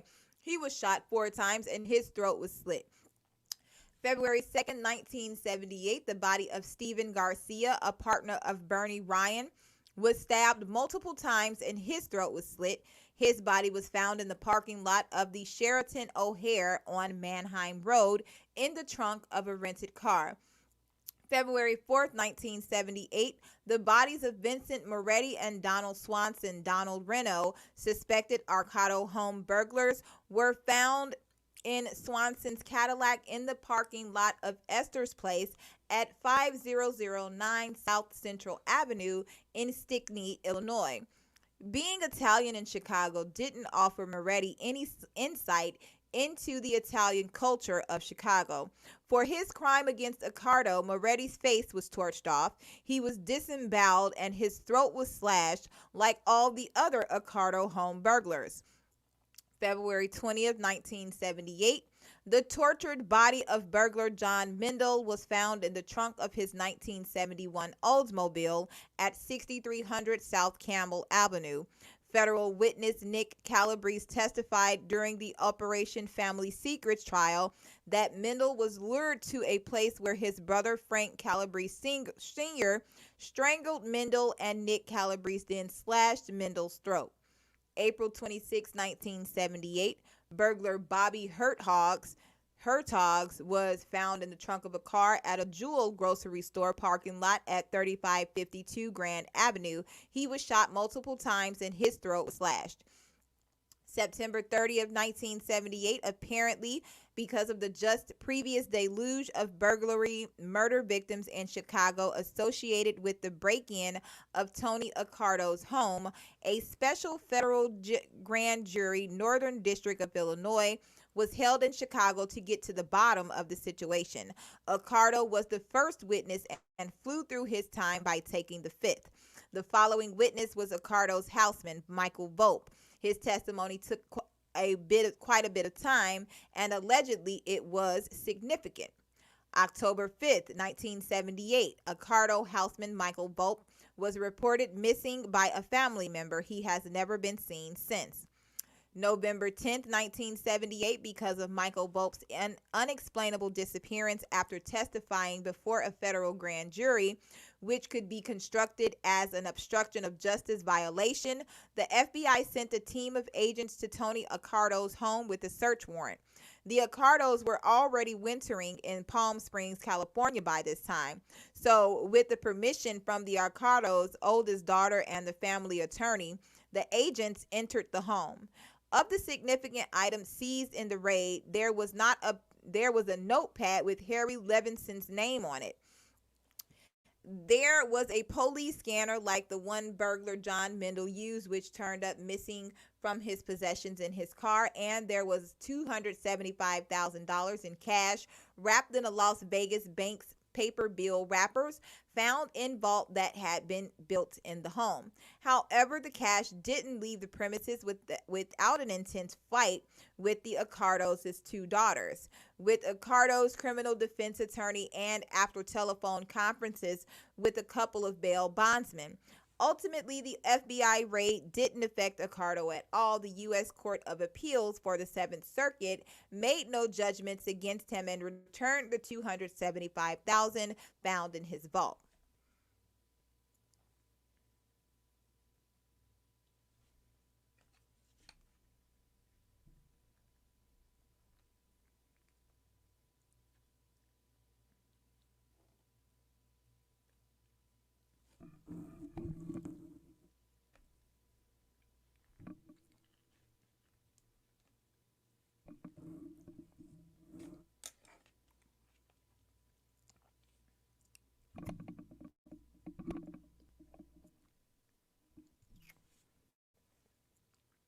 May 22nd, 1979, John Borsellino's bullet-riddled body was found in a farmer's field at the Cook-Will County line.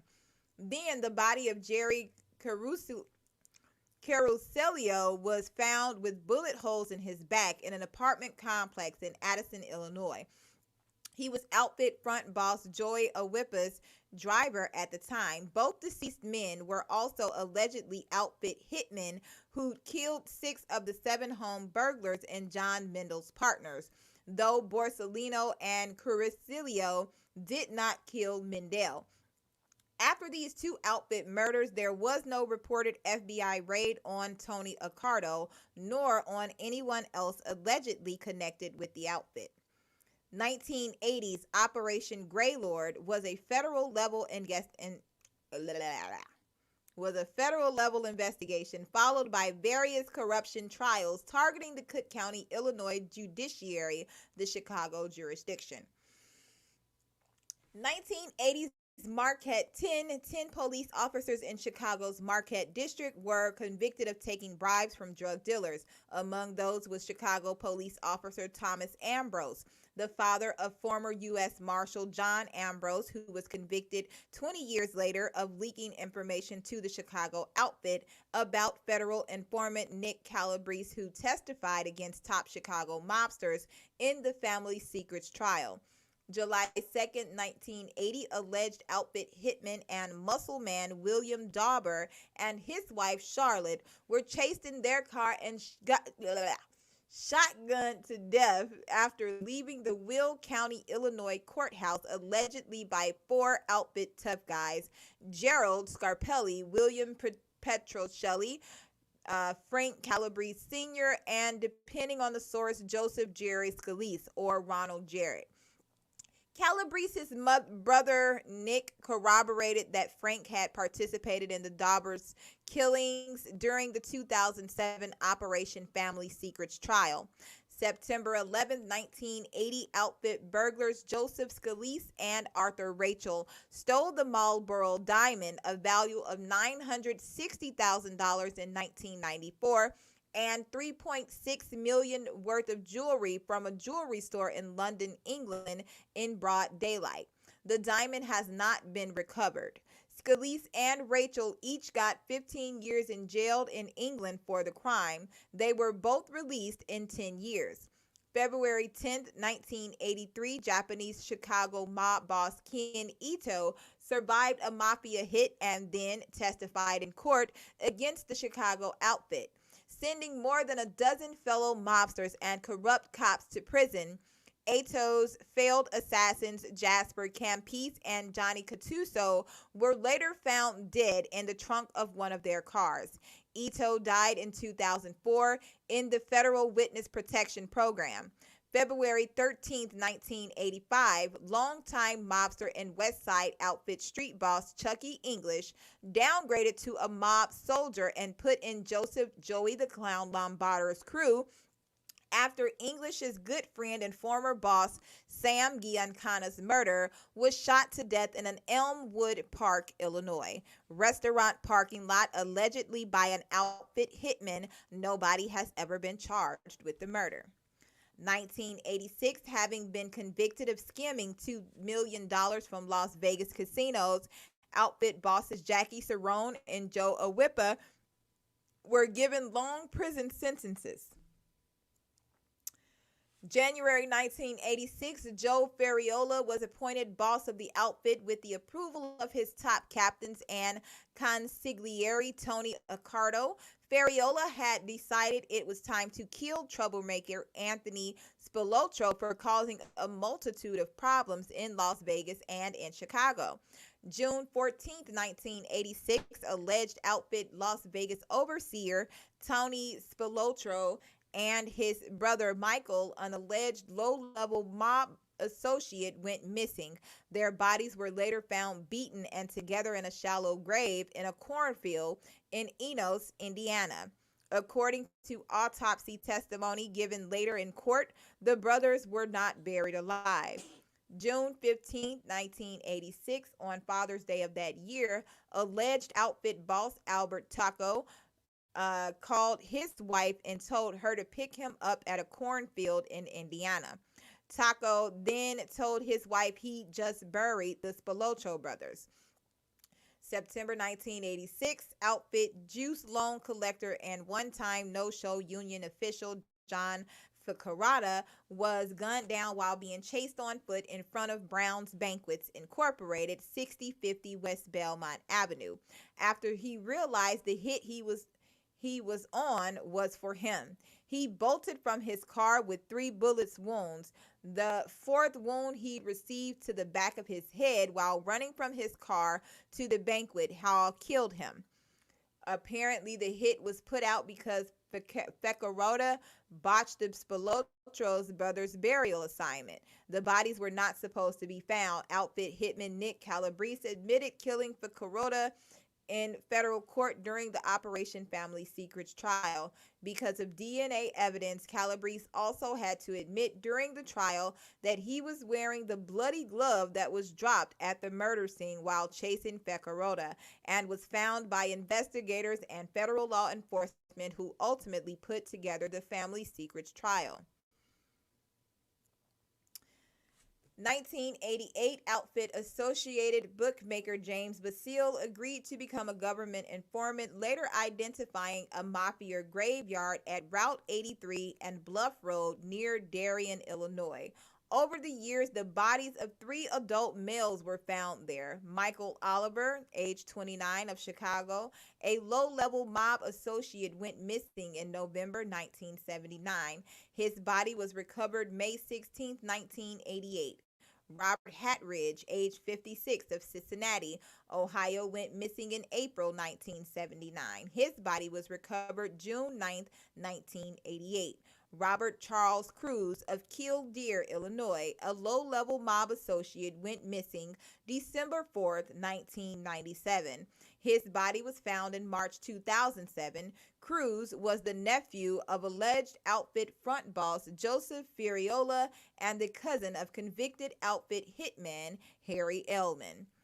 December 1988, outfit bookie heavyweight Dominic Basso was convicted of gambling and conspiracy to commit gambling and was given 20 months probation and 70 days of work release.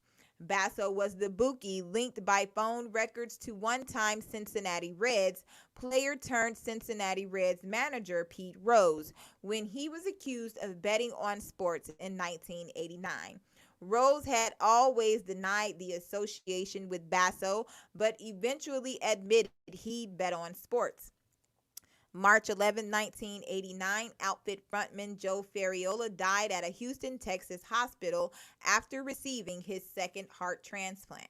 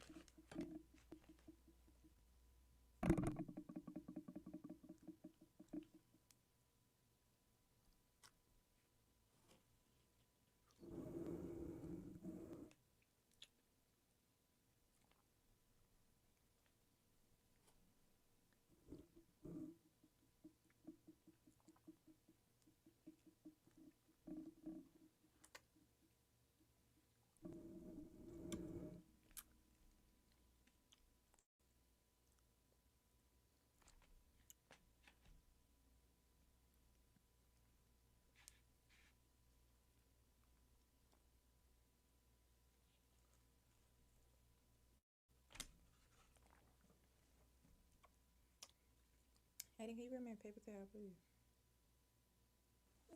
No, man.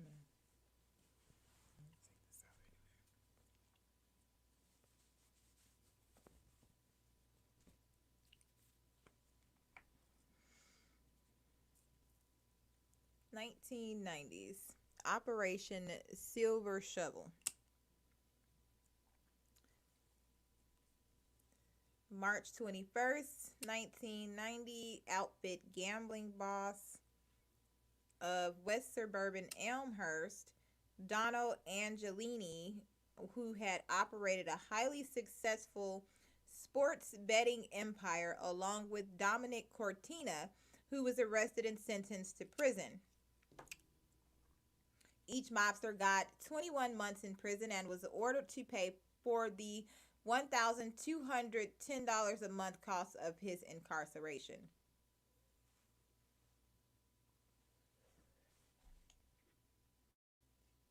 May 27, 1992, Tony Accardo, Chicago's boss of bosses, died of congestive heart failure almost 50 years at the helm of the outfit. 1994, Ricardo Rick mob lieutenant, released from federal prison. 1996, super lawyer Sidney Korshak died. September 1997, feared hitman Harry Edelman, nephew of one-time outfit frontman Joe Ferriola, was retried for the murder of Teamster William Logan and sent to prison.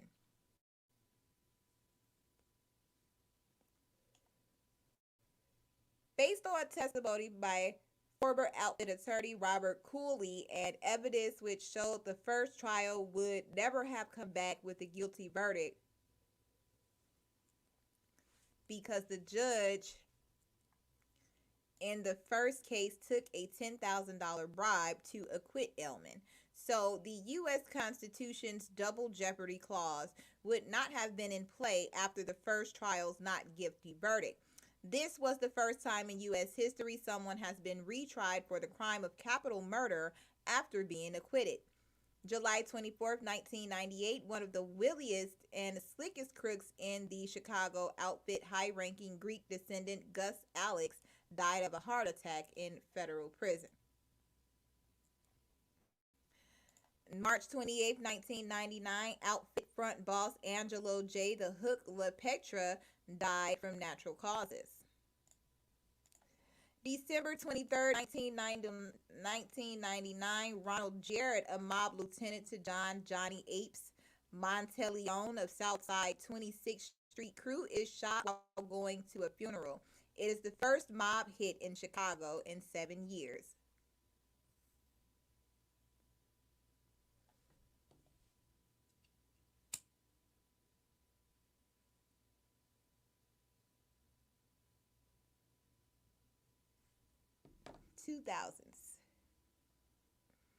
January 25th, 2000, Ronald Jarrett died from the gunshot wounds he sustained in late 1999.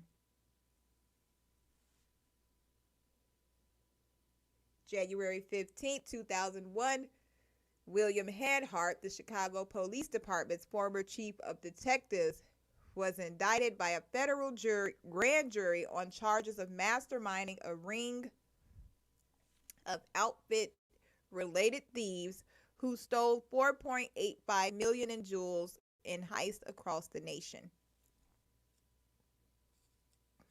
November 20th, 2001, highly feared outfit juice loan operator and enforcer Anthony the Hatch Chiaramonte was shot 5 times and killed after a vehicle pulled up beside him, and the loan shark had words with someone inside the vehicle outside of Brown's Chicken and Pasta in suburban Lyons, Illinois. The murder has not been solved. Lyons, Illinois is a village in Lyons Township, Cook County, Illinois, United States. The population was 10,729 at the 2010 census. The Chicago Portage National Historic Site is located in Lyons. September 6, 2003, one-time Las Vegas casino overseer and alleged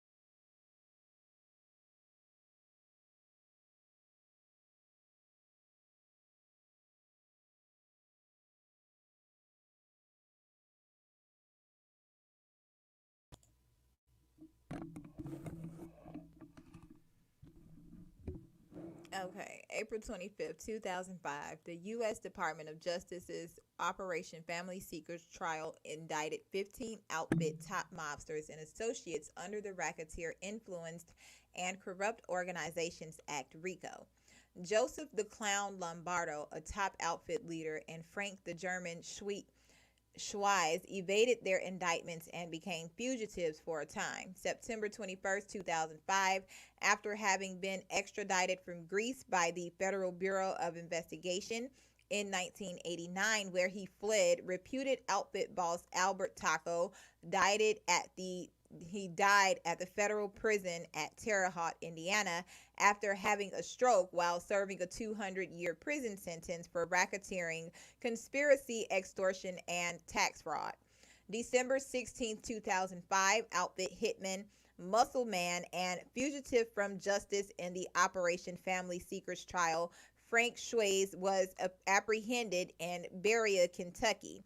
January 13, 2006, outfit boss and fugitive from justice in the Operation Family Secrets trial, Joseph Lombardo Sr. was apprehended in Elmwood Park, Illinois. FBI agents found him while a mob person of interest was under surveillance, most likely John No-Nos DeFranco, but this has yet to be confirmed. June 14, 2006, former city clerk James Lasky was sentenced to 24 months in prison after admitting he pocketed tens of thousands of dollars in bribes as part of the hired truck program. June 15, 2006, a 26-year-old member of the Vice Lords on Chicago's West Side was arrested. Reportedly, he had information on where the supply of fentanyl-laced heroin was coming from, which had already killed at least 60 people. August 31st, 2006, mobster Anthony Zizzo disappeared. His car was found in Melrose Park, Illinois. There was no sign of foul play because his body has never been found.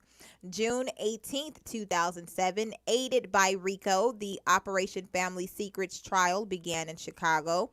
September 10, 2007, the Family Secrets trial anonymous jury found guilty verdicts on all counts of the 5 defendants, where there was corroborating evidence against the defendants and not just witness testimony against the defendants. The 5 defendants were Joseph Lombardo Sr., James Marcello, Frank Calabrese Sr., Paul Shiro, and Anthony Doyle. July 23, 2008, alleged outfit hitman and muscleman Frank Schweiz died of cancer. September 9, 2008, alleged outfit boss Nicholas Ferriola, son of the one-time outfit frontman Joe Ferriola, was convicted of running a gambling operation and of extorting a Chicago pizza chain. He was given a 3-year prison sentence. 2009, high-ranking Chicago outfit members Joseph Lombardo and James Marcello were sentenced to life imprisonment because of their convictions in the Family Secrets trial. April 28, 2009, Deputy U.S. Marshal John T. Ambrose was convicted of leaking secret information to the Chicago mob about federal protected witness mobster Nicholas Calabrese in the Chicago organized crime investigation, Operation Family Secrets. Ambrose was charged with theft of U.S. Justice Department property, disclosing confidential information, and lying to federal agents who questioned him about the leak. He was, however, acquitted of 2 charges of lying to federal agents.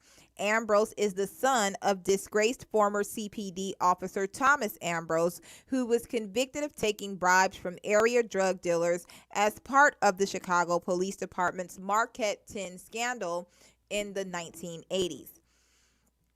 May 15, 2010, hitman Harry Ailman died in state prison during the 300-year sentence after being retried for the murder of Teamster William Logan, for which at first Ailman was acquitted. In a historic U.S. Supreme Court ruling following the first trial, the U.S. Constitution's Double Jeopardy Clause, which originally forbade Ailman to be retried for the murder, was found not to apply in his first court case because of judicial corruption in the first trial. So Ellman was retried and found guilty. December 25th, 2012, convicted in the deaths of 6 men and 1 woman during the Operation Family Secrets trial.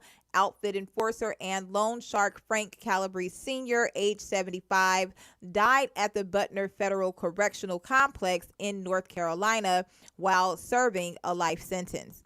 February 27, 2013, mob enforcer Mario Reynan was found guilty by a federal jury on a charge of a felon in the possession of a firearm. Because he is a habitual criminal, he faces at least 15 years in prison. He was to be sentenced June 5th, 2013. Very, very, very interesting.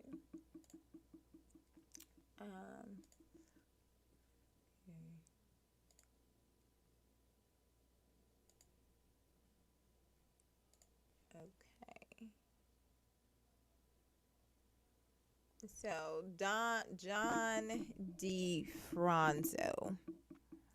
December 13, 1928 through May 27, 2018, nicknamed No-Nos, was an American mobster and the reputed former boss of the Chicago outfit. Criminal history: DeFranco, a former enforcer and capo regime, first appeared in the criminal record in 1949. He got the nickname No-Nose because he sliced off part of his nose while jumping through a window during a 1949 clothing store burglary. Reportedly, the police gave him back the missing part, which was almost perfectly restored. In 1950, DeFranco served 2 years in prison for burglary. DeFranco was a suspect in the unsolved 1952 murder of Charles Gross, a West Side politician with suspected ties to organized crime.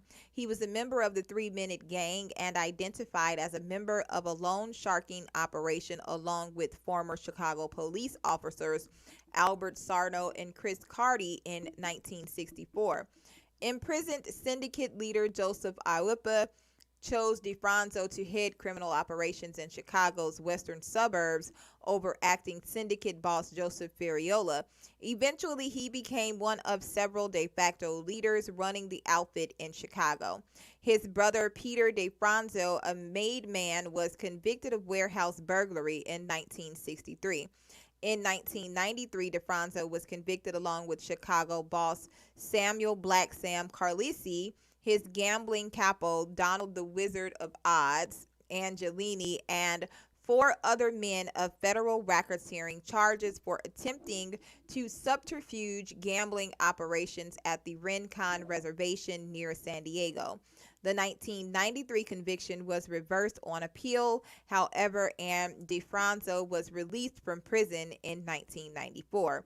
In 2009, DeFranco, Rudy Fratto, and several others were named in a civil lawsuit by Joseph Fosco, the son of late Teamsters treasurer Armando Fosco, alleged to have tried to extort $400,000 from Fosco. DeFranco died from complications of Alzheimer's disease.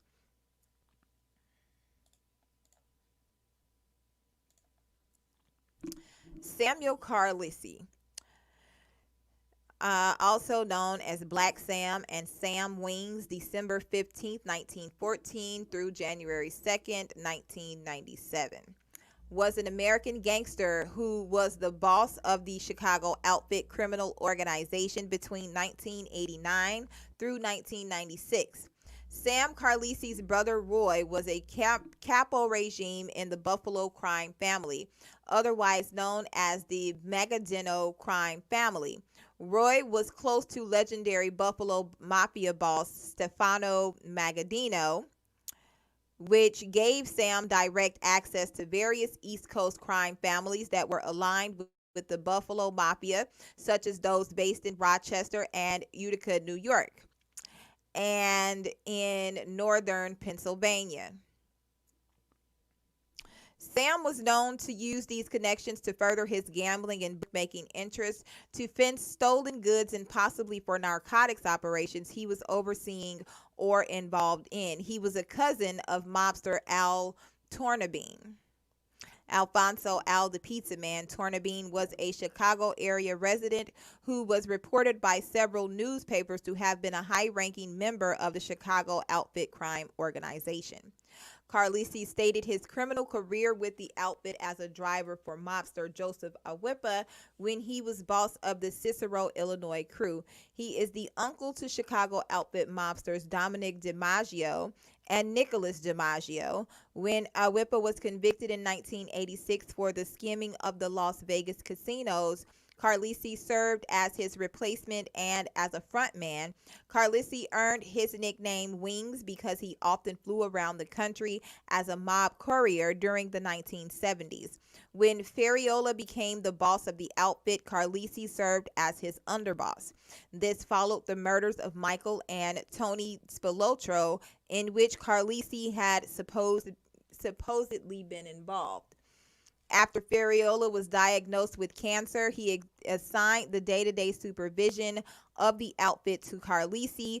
After Ferriola died, Carlisi became the new boss. In March 1996, Carlisi was convicted of mob racketeering, loan sharking, and arson in connection with an illegal gambling business in the Chicago area and the west suburbs, and was sentenced to 13 years in prison. Convicted with Carlisi were the chauffeur James Little Jimmy Marcello, Anthony Zizzo, Anthony Chiaramonte. On January 2nd, 1997, Carlisi died with fluid in his lungs as he was being rushed, dragged out of a prison unit to waiting golf cart. This caused heart attack while in prison.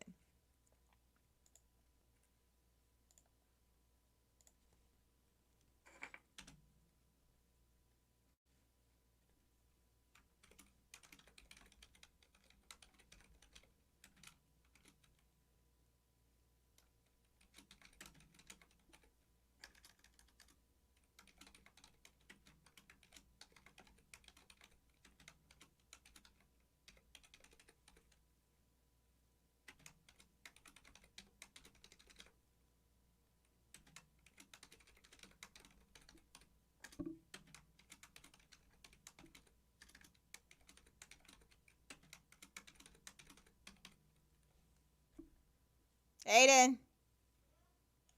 what are you doing?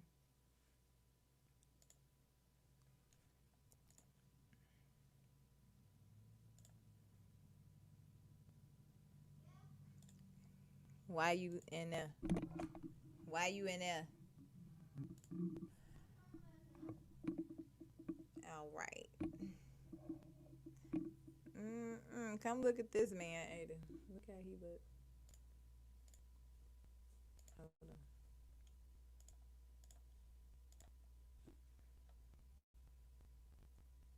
There you go.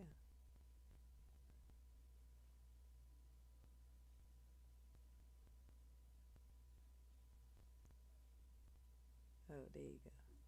Ugly. Is his name Ugly? Angelini. Angelini. Donald Angelini. Born September 30th, 1926. Died December 6, 2006 at age 74. Other names known is the Wizard of Odds, known for mobster of the Chicago outfit. After years in the outfit, Angelini became the capo regime for a crew operating illegal gambling rackets in Elmhurst, Illinois. Angelini operated a highly successful sports betting empire along with Dominic Cortina. He was the brother-in-law to Chicago outfit mobster Michael Caracci. In 1986, Angelini became the outfit's enforcer in Las Vegas. His job was to protect the outfit's illegal casino profits. Angelini replaced Chicago mobster Tony the Ant Spilotro in running the skim. Tony Spilotro and his brother Michael Spilotro had been killed by the Chicago outfit. White-haired, trim, and very well-spoken with a pleasant smile, Angelini was a total opposite of the brutal Spilotro. Angelini found himself operating with a new crew in Las Vegas at a time when the outfit's flagship casinos were badly crimped due to federal investigations. However, Angelini himself avoided arrest while there. In the late 1980s, Angelini, Sam's Wings Carlisi, and John No Nose DeFranco attempted to extend outfit influence over the gambling operations of the Rincon Indian Reservation near San Diego, California. Their objective was to skim profits off the casino profits there. In 1989, Angelini was sentenced to 37 months in prison on Gambling and Racketeer Influenced and Corrupt Organizations Act.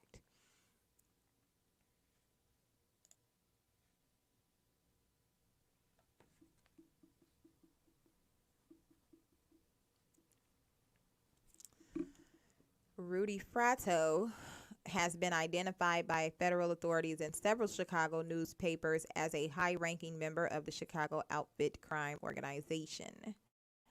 Okay, what did I want to look up? I'm going to end this and start another one.